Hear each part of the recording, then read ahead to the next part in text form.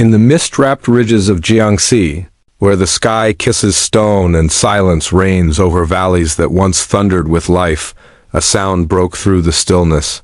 It wasn't the wind, it wasn't thunder. It was a roar, raw, ancient, aching, with memory. A roar that hadn't echoed here in over 40 years. Caught by a night vision camera buried deep in the forest, it was more than a silhouette, it was a ghost stitched in stripes, stalking like a forgotten king returned to claim its throne.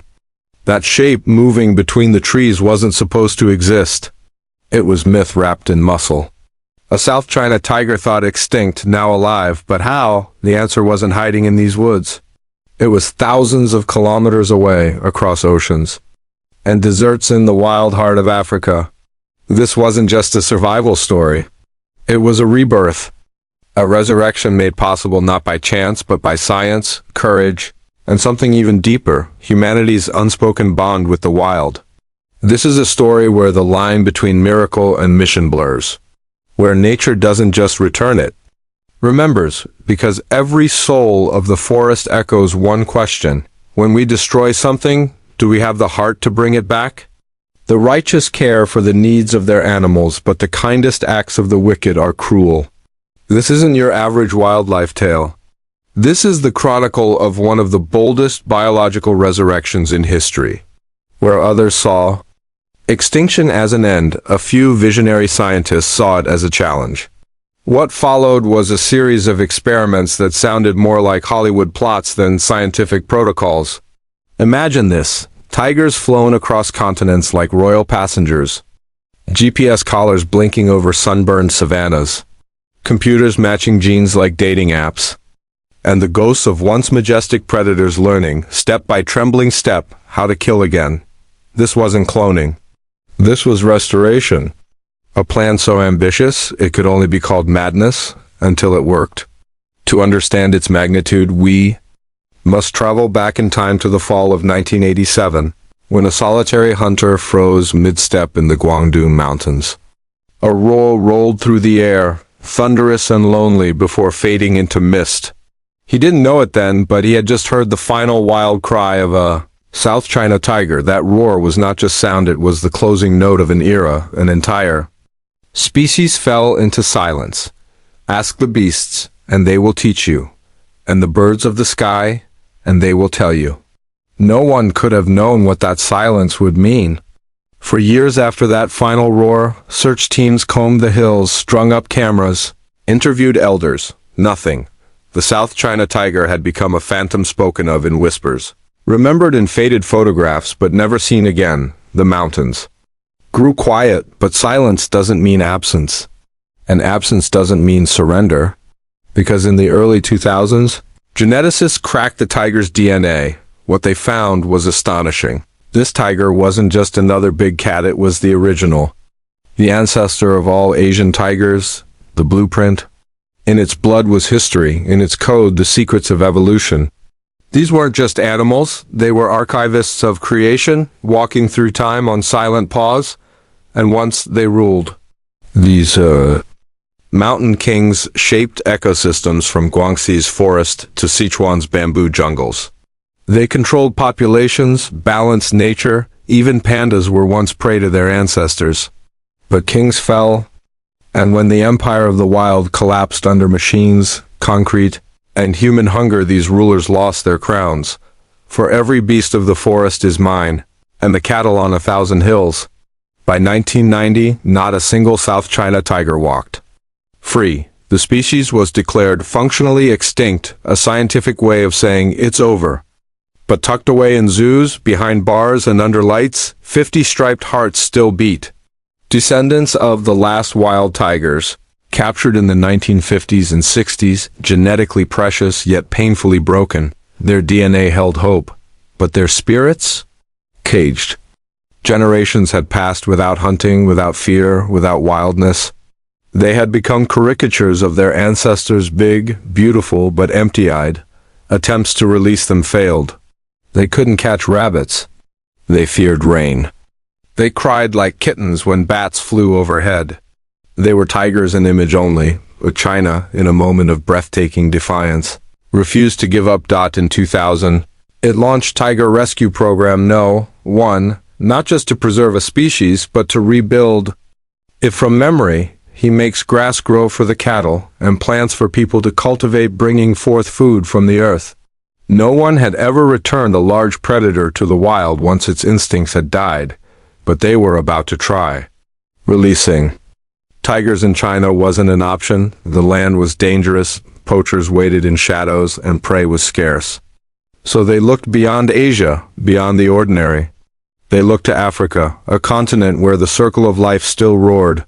In 2003, in a moment the world could barely believe, South China tigers flew to South Africa not to be watched, but to learn. These weren't animals, they were students. Warriors in training.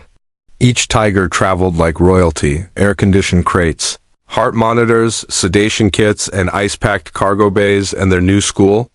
Leo Valley Reserve, a 350 square kilometer stretch of raw savanna. Fenced for protection, yet open enough for freedom. There were no leopards, no lions, no poachers. Just grass, prey, and the chance to be wild again. The creation waits in eager expectation for the children of God to be revealed. Africa wasn't a whim, it was a strategy. Unlike in Asia, here the tigers wouldn't be in competition. African animals had never evolved alongside tigers, so their defenses were weaker. The cubs had a better chance. They wouldn't starve on their first hunts. And the trainers, veterans of lion and cheetah rescues, knew the rhythm of survival. They began slow, tracking, stalking, understanding wind and scent. Gradually, they upped the challenge. 1 missed pounce. 2 failed attempts. But the moment came, a clean, perfect strike. A kill, and something ancient snapped awake in the tiger's soul. The trainers cried. The vets watched, speechless. For the first time, the tiger didn't meow. It roared, and it wasn't just the animal that returned. It was the wild itself. He gives animals their food, and to the young ravens when they cry, their names carried meaning. Cathay, the old name for China, and Shiwang, which means hope. 2 tiger cubs, just over a year old, young enough to forget captivity, old enough to learn power. They were the first students. And they didn't just survive, they transformed. From fearful cats to silent stalkers. From beggars to rulers, they didn't just chase prey, they reclaimed memory. Every leap was more than instinct, it was resurrection. This is more than conservation. This is restoration, redemption, revival. A tiger's roar once again echoes through mountains once silenced. And maybe, just maybe, it's nature forgiving us. And the wolf shall dwell with the lamb, and the lion shall eat straw like the ox. A year after Cathay and Shiwang began their wild schooling in the sun-baked grasslands of Africa, they were joined by 2 new recruits. But these weren't just any cubs. They came with names the whole world would recognize: Tiger Woods and Madonna. The strategy behind it wasn't subtle, it was bold, deliberate, and pure genius. Naming these young tigers after international celebrities wasn't a joke, it was a beacon. A way to grab the world by the heart and say, look at this. And it worked. Headlines danced across screens in London, New York, and Tokyo. Tiger Woods learns to hunt gazelles in Africa. But behind the glitz and giggles lay the raw, aching struggle of a creature trying to remember what it means to survive. At first, the results were painful, literally. Tiger Woods, a massive young male with a body built like a tank, tried to pounce on a wildebeest. The wildebeest fought back. A violent kick landed square on his face, his jaw swelled. His fangs were loosened, he couldn't even chew his food. The king had been humbled. Meanwhile, Madonna, a sleek, beautifully striped female, refused to even approach anything larger than a rabbit. When she saw an antelope, she didn't charge. She climbed a tree and cried, meowed like a kitten, begged the rangers to bring her the old bowl of meat. This wasn't just heartbreaking, it was terrifying. Had they come too late? Had the predator's spirit truly died in these creatures? Even the wild beasts of the field pant for you, for the water brooks are dried up. Double quote. Hope hung by a thread. The cameras rolled. The trainers watched. Cathay failed again. Shiwang ran in circles like a confused pup. Madonna meowed like a house cat. For 6 long months, every attempt ended in failure, or worse, injury. Confidence waned. Maybe evolution's fire had truly gone cold in their bones. Then, like dawn after a long and endless night, it happened. One pre-dawn morning, Tiger Woods crouched low near a watering hole. The sky was still heavy with stars. Fog curled over the ground like breath. A young impala stepped toward the water unsuspecting. Slow, serene, but Tiger Woods didn't leap, he didn't rush. He watched, waited, studied. The moment came, a twitch of the impala's ear. A shift in the wind, and then lightning. His muscles coiled and uncoiled with the grace of a born killer. He struck. The impala fell. One clean kill. His fangs, once loose and useless, landed like razors. The moment was caught on camera and history changed. This wasn't just a kill, this was a resurrection. A tiger born in captivity had remembered his ancient blood. And the world watched, breathless. For everything there is a season.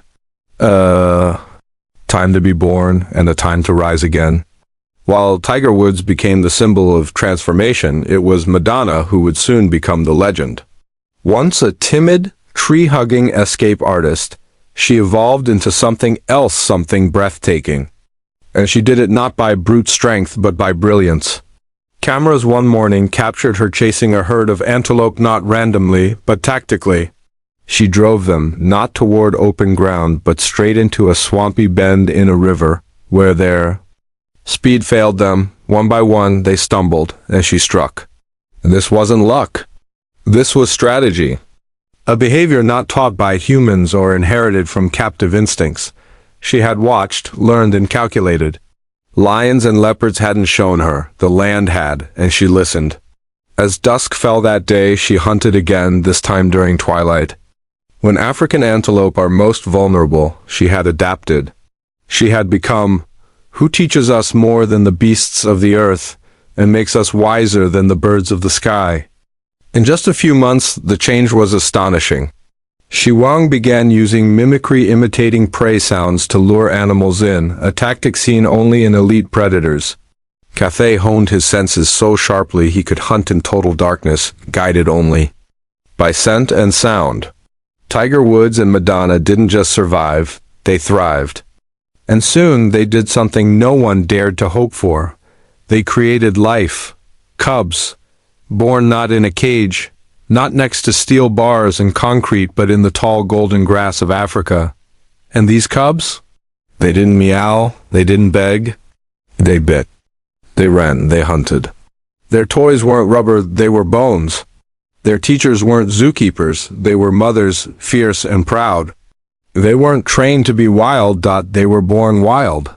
Let everything that has breath praise the Lord. Africa was the forge, but China was home. And home was calling. The mission had never been to raise African tigers. It was to send Chinese tigers back to reclaim the ghosted mountains where their ancestors once ruled. As the cubs grew, and generations multiplied, China moved quietly but powerfully. It didn't just prepare land, it rewrote ecosystems. The government created a fortress of wilderness, 16,000 hectares of forest in Jiangxi province. Not for humans, for predators. The area was fenced with walls 4 meters high, embedded with sensors, motion detectors, and cameras. But more than security, it was rebirth. Thousands of native trees were planted, ponds were created, boars and deer reintroduced. Scientists calculated every ratio 200 prey animals needed to sustain just 4 tigers. It took 10 years. 10 years and hundreds of millions of yuan. But when they were done, the forest breathed again.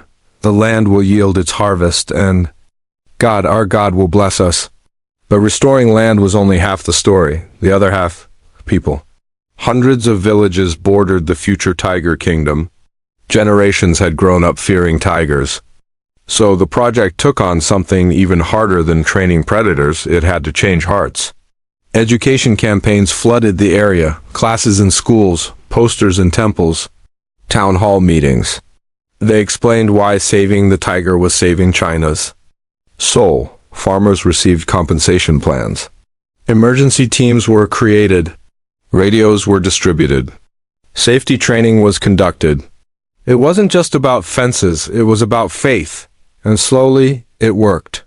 The fear turned to curiosity, then to pride. In the hearts of the people, the tiger stopped being a monster. It became a symbol. He will command his angels concerning you to guard you in all your ways. 2020, the year destiny returned on 4 legs. The selection was surgical: 2 males, 2 females, each chosen for their strength, their hunting skill, and most importantly, their genes. They were the heirs of Cathay, of Shiwang, of Tiger Woods, and Madonna, and they were ready. A military-scale operation unfolded. Special planes, customized crates. 22 hours in flight across deserts and oceans. Vets, biologists, and behavior experts flew alongside. Their mission? Not just to transport tigers, to carry the wild back where it belonged. When the crates opened in Jiangxi, the tigers stepped into their homeland, not as captives, but as kings. He makes me lie down in green pastures. He leads me beside still waters. He restores my soul. An animal was returning home, but not just any animal. This wasn't just a flight. It was a journey through time, through loss, through hope, and into something that had never been done before. Inside the belly of a roaring cargo plane that crossed continents and oceans lay 4 living miracles, survivors of extinction, forged by science, love, and the African sun. The South China tigers were going home, not to zoos, not to cages, but to the wild places where their ancestors once ruled, long before memory faded into myth. It wasn't a rescue anymore. It was a resurrection. Throughout the flight, every breath they took was monitored. Every heartbeat was tracked, every shiver of muscle logged by machines. Biologists and veterinarians hovered like guardian angels, watching over their striped passengers as if each was a sacred ember of a fire thought long dead.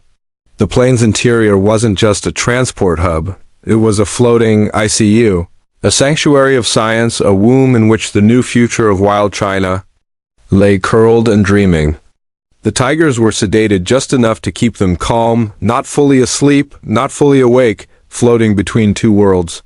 Just like the legacy they carried, 1 foot in history, 1 in a future waiting to be born. There was a divine silence in that plane, as if the sky itself held its breath. Through the reinforced glass of the observation ports, clouds passed like ancestral spirits, parting gently for this extraordinary migration.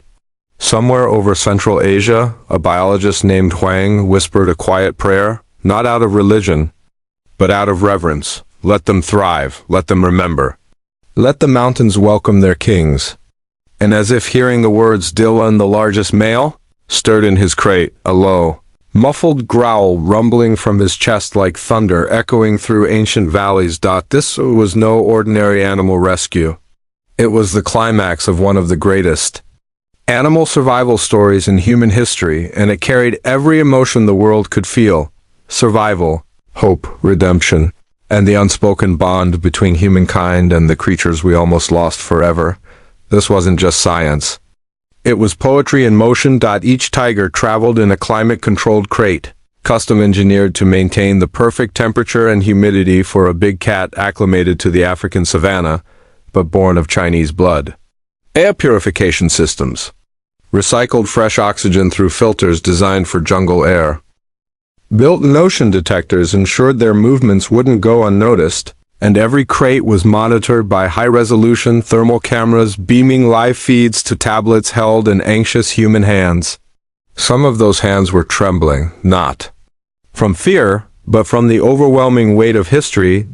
They weren't just transporting tigers, they were transporting memory, majesty, and a second chance at everything we once failed to protect. The morning of October 15th, 2020 did not rise like an ordinary day. It came silently, like a prayer. Long before the first hint of sunlight touched the mountains of Jiangxi, the air shimmered with a kind of spiritual electricity, the feeling that something ancient was about to come back to life. There were no reporters with flashing cameras, no politicians in suits, no speeches, no anthems, no applause. Just fog curling around pine trunks, the rustle of dry leaves, and 4 crates, each containing a soul once thought lost forever. The world didn't need noise to mark this day. What it needed was reverence. At the edge of the reserve, where the last echo of a wild South China tiger had vanished half a century ago, a small team of biologists stood in silence. Every movement was deliberate, every sound was measured. The cameras that recorded the moment were hidden far in the distance, nestled in branches and rocks like silent witnesses. The reason for all this quiet? The tigers? Their hearts were wild now, and anything that reminded them of human interference could shake that fragile freedom. The date had not been randomly selected. October 15th had been chosen with near-sacred care. Astrologers claimed it was a day of harmonious alignment, perfect for rebirth. Meteorologists predicted clear skies, mild winds, and stable temperatures. And the mountains themselves, misty, breathless, seemed to wait. As the bolts were unfastened and the crate doors creaked open, time seemed to stretch. The air thickened. Every breath taken by the humans nearby felt heavy with awe. And then he stepped out. D-Lun. His name meant Earth Dragon, a symbol of strength and rooted power. A third-generation male born not in China, but under the African sun, son of Tiger Woods and Madonna, yet carrying within him the oldest DNA of a vanished kingdom. He was everything the project stood for: science and spirit, memory and might. He was a prophecy fulfilled. He paused at the edge of the crate. No roar, no drama. Just breath. Nose flaring. Eyes scanning. His fur was a deep burnished gold, the black stripes etched across his body like ancient calligraphy. He moved with the silent grace of rivers, the explosive power of storms held in check only by discipline and instinct. His paw touched Chinese soil, not as a guest, not as a ghost, but as the rightful heir to a broken throne. He sniffed the air. The scent of pine, of damp bark, of wild boar, scat, and old moss filled his lungs. His pupils widened. Somewhere in the distance, a hawk called. For a heartbeat, everything, the machines, the watchers, the world, disappeared. Only D-Lun remained, standing in the morning light. Crownless no more. Behind him came Shanghai, a tigress with quiet strength, named after the city where her great-grandmother had once been taken by poachers. Her steps were careful, precise. She was not timid, only cautious, as if listening to the whisper of generations in the wind. Then Lei Ming emerged, Thunderclap, the young male whose very name seemed to shake the trees. And last came Mei Ling, beautiful grove. Elegant, perceptive, and radiant with that intuitive intelligence only female predators possess. They did not linger. One by one, the tigers moved into the undergrowth, disappearing into the dense bamboo, the fern-laced thickets, the stone-lined gullies that hadn't known pause like these for 40 years. And just like that, they were gone, not in fear, not in confusion, but in purpose. They moved like river spirits sliding into their element. Their coats melted into the shadows, and their presence dissolved into the land as if they had always been there, waiting to be seen again. A camera captured the last flick of Mei Ling's tail before she vanished behind a veil of leaves. The single image, later shared in wildlife circles around the globe, became an icon, proof that the return had happened. No leashes, no walls, no zoo tags. Just freedom. And yet, after all the triumph, the hours that followed were the most anxious in the lives of the scientists watching from afar. The GPS collars showed movement, yes, but the tigers avoided every camera trap. They stuck to ridgelines, crept through ravines, drank from shadowed pools. No sightings. No roars, no signs, some whispered fears in the control rooms. What if the rewilding hadn't worked? What if the African training hadn't prepared them for the Chinese climate, colder, wetter, denser? What if their prey here behaved differently than gazelle or warthog? What if the tigers were already starving, or worse? But in those long hours of silence, something deeper was happening, something that no data could capture. The tigers weren't lost. They were remembering. They were reading the language of the land in a dialect passed down through blood and bone. Every rock, every scent, every breeze, all of it spoke to them in voices they had never heard but somehow understood. The world around them wasn't unfamiliar. It was ancestral. They were not adapting. They were returning home.